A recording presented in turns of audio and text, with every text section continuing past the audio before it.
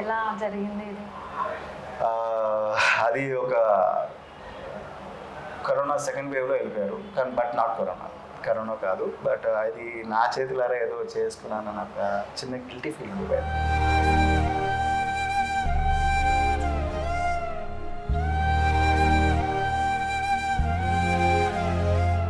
Concern చెప్తారా? With your permission.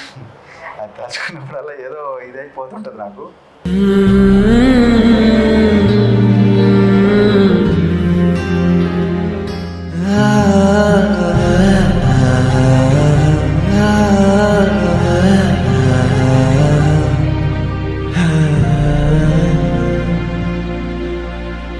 కూతురు నుంచి కాల్ వచ్చినప్పుడు మీరు ఎలా ఎగ్జిక్యూటివ్?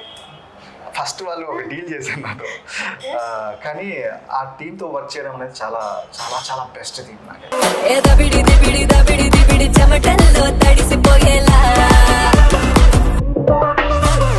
మనం ఇంతగా మాట్లాడాం కదా, వన్ వర్డ్ ఆన్సర్ ఫ్రెండ్షిప్ అంటే ఏంటి?